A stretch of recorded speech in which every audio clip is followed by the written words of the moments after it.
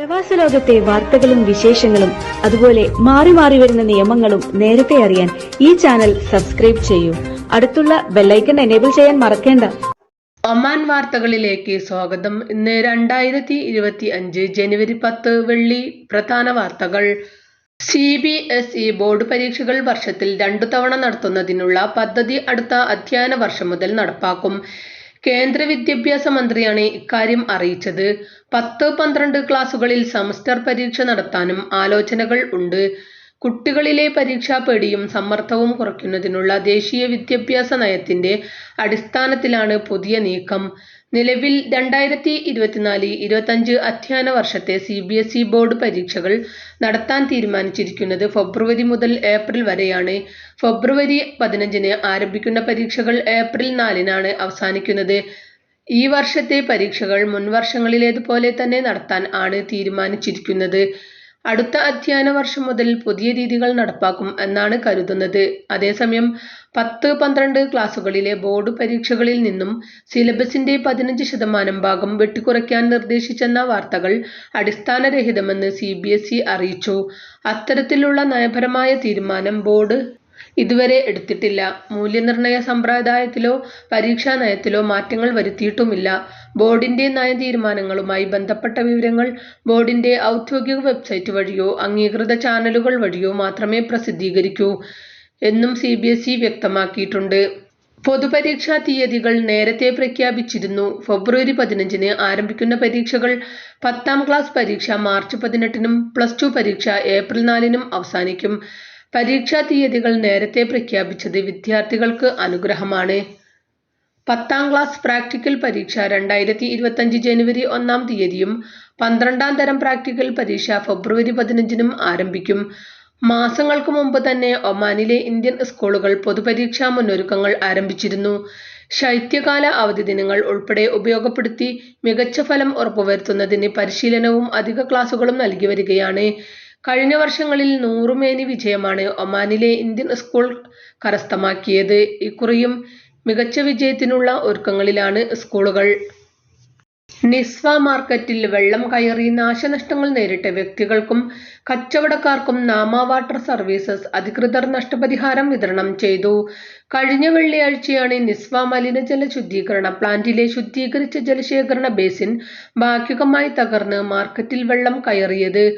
അപ്രതീക്ഷിതമായി വെള്ളം ഇരച്ച് എത്തിയതോടെ കച്ചവടക്കാർക്കും വ്യാപാരികൾക്കും നാശനഷ്ടങ്ങൾ നേരിടുകയും ചെയ്തിരുന്നു. നാശനഷ്ടങ്ങൾ വിലയിരുത്തുന്നതിനായി ബന്ധപ്പെട്ട കക്ഷികൾ ഉൾപ്പെടുന്ന ഒരു സംയുക്ത കമ്മിറ്റി രൂപവൽക്കരിച്ചിരുന്നു.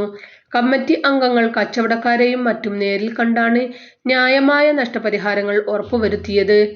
പ്രശ്നം കാര്യക്ഷമമായി പരിഹരിക്കുന്നതിൽ കാണിച്ച സമർപ്പിത പരിശ്രമത്തിനും പ്രൊഫഷണലിസത്തിനും ദാഖിലിയ ഗവർണറുടെ ഓഫീസ് സംയുക്ത കമ്മിറ്റി അംഗങ്ങൾക്കും നാമ വാട്ടർ സർവീസസ് നന്ദി അറിയിച്ചു.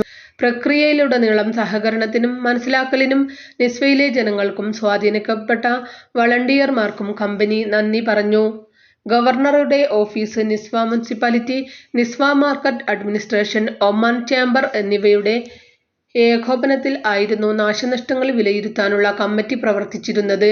2008-ൽ സ്ഥാപിതമായ നിസ്വയിലെ മലിനജല ശുദ്ധീകരണ പ്ലാന്റിൽ പ്രതിദിനം 11,000 ക്യൂബിക് മീറ്ററാണ് ലഭിക്കുന്നതെന്നും മികച്ച അന്താരാഷ്ട്ര രീതികൾക്ക് അനുസൃതമായി ഉയർന്ന ശുദ്ധിയോടെ ട്രിപ്പിൾ ജലം സംസ്കരിക്കുന്നതിനുള്ള ഏറ്റവും പുതിയ സാങ്കേതിക വിദ്യകൾ ഉപയോഗിച്ചാണ് പ്രവർത്തിക്കുന്നതെന്നും നാമ അധികൃതർ വ്യക്തമാക്കി. കുളത്തിലെ ഫീഡർ ട്യൂബ് പൊട്ടി വെള്ളം വാദി ഖൽബുവിലേക്ക് ഒഴുകിയതാണ് വെള്ളപ്പൊക്കത്തിനിടയാക്കിയതെന്ന് നാമ വാട്ടർ സർവീസ് കമ്പനി പ്രസ്താവനയിൽ പറഞ്ഞു.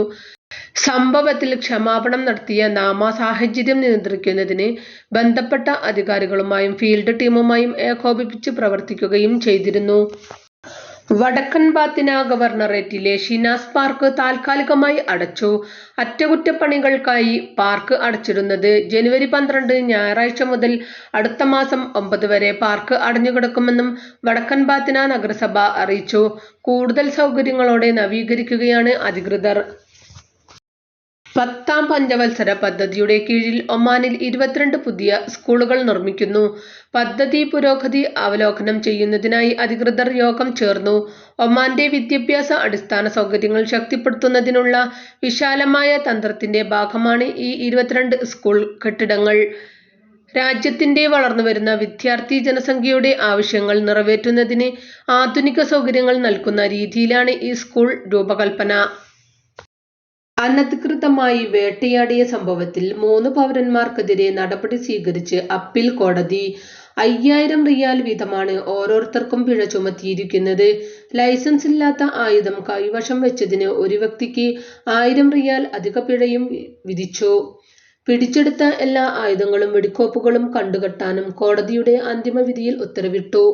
ഒമാനിലെ വന്യജീവികളെയും പ്രകൃതിദത്ത ആവാസ വ്യവസ്ഥകളെയും സംരക്ഷിക്കുന്നതിനുള്ള പ്രതിജ്ഞാബദ്ധത പരിസ്ഥിതി വിഭാഗം ആവർത്തിച്ചു. നിയമവിരുദ്ധ പ്രവർത്തനങ്ങളിൽ നിന്ന് വിട്ടുനിൽക്കാനും ഏതെങ്കിലും ലംഘനങ്ങൾ കണ്ടെത്തിയാൽ റിപ്പോർട്ട് ചെയ്യാനും പൊതുജനങ്ങളോട് അഭ്യർത്ഥിച്ചു. രാജ്യത്തിന്റെ വൈവിധ്യമാർന്ന ആവാസ വ്യവസ്ഥയെ സംരക്ഷിക്കുന്നതിനും നിയമങ്ങൾ നടപ്പിലാക്കുന്നതിനുമുള്ള ആളുകളുടെ സമർപ്പണത്തെയും അധികൃതർ ഊന്നിപ്പറഞ്ഞു. സുൽത്താൻ ഖാബൂസ് ബിൻ സഈദ് കണ്ണീരോടെ രാജ്യം വിടചൊല്ലിയിട്ട് 5 വർഷങ്ങൾ. മഹോന്നത നേതാവ്, സമാധാനകാംക്ഷി, കരുത്തിന്റെയും ദർശനത്തിന്റെയും മഹാപുരുഷൻ തുടങ്ങിയ ഓർക്കാൻ വിശേഷണങ്ങളേറെയുള്ള പ്രിയ ഭരണാധികാരി ഇന്നും ജനമനസ്സുകളിലെ മായാത്ത ഓർമ്മയാണ്. 79ാം വയസ്സിലാണ് സുൽത്താന്റെ നാടിനെ തോരാതെ പെയ്യുന്ന കണ്ണീരിലാഴ്ത്തി സുൽത്താൻ ഖാബൂസ് വിട പറഞ്ഞത്. ബൗഷർ വിലായത്തിലെ അൽ അൻസബിയിലാണ് അന്ത്യവിശ്രമം. 1940 നവംബർ 18 സുൽത്താൻ സഈദ് ബിൻ തൈമൂറിന്റെയും ഷൈഖ മൻസൂൻ അൽ മഷാനിയുടെയും മകനായി സലാലയിൽ ജനിച്ച Sultan Qaboos bin Said 1970 July 23 രാജ്യത്തിന്റെ ഭരണം ഏറ്റെടുത്തു. അധികാരത്തിലേറി 50ാം വർഷത്തിലാണ് സുൽത്താന്റെ വിയോഗമുണ്ടായത്. സുൽത്താനേറ്റിന്റെ മണ്ണിൽ അന്ത്യവിശ്രമം കൊള്ളുന്ന സുൽത്താന്റെ ഐശ്വര്യപൂർണമായ ഭരണകാലയളവ് എക്കാലവും ഓർക്കപ്പെടും. ഇന്നത്തെ സുൽത്താനേറ്റ് അദ്ദേഹത്തിന്റെ വിയർപ്പിന്റെയും നിശ്ചയദാർഢ്യത്തിന്റെയും സ്മാരകമാണ്. മേഖലയിൽ അസ്വസ്ഥതയും പ്രശ്നങ്ങളും രൂപപ്പെടുമ്പോഴും സമാധാനത്തിന്റെയും സ്ഥിരതയുടെയും ശാദ്വല ഭൂമികയായി അദ്ദേഹം രാജ്യത്തെ രൂപപ്പെടുത്തി.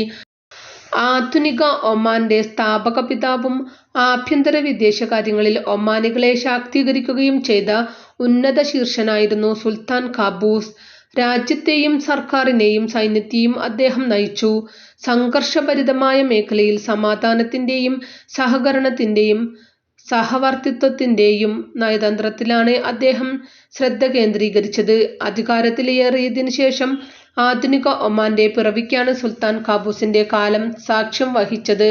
അടിസ്ഥാന വികസനത്തിലും ആശുപത്രി, സ്കൂൾ എന്നിവയിലും പിന്നാക്കമായിരുന്ന ഒമാൻ ഈ മേഖലകളിലെല്ലാം വിപ്ലവാത്മക വികസനം കാഴ്ചവെച്ചു. അടിസ്ഥാന സൗകര്യങ്ങൾ, ആരോഗ്യം, വിദ്യാഭ്യാസം തുടങ്ങിയ മേഖലകളിൽ അഭൂതപൂർവ വികസനം കൊണ്ടുവരിക മാത്രമല്ല, ടൂറിസം, മത്സ്യബന്ധനം, കൃഷി തുടങ്ങിയ മേഖലകളിൽ നിന്ന് വരുമാനം സൃഷ്ടിക്കാൻ വേണ്ടത് സുൽത്താൻ ഖാബൂസ് ചെയ്യുകയുണ്ടായി.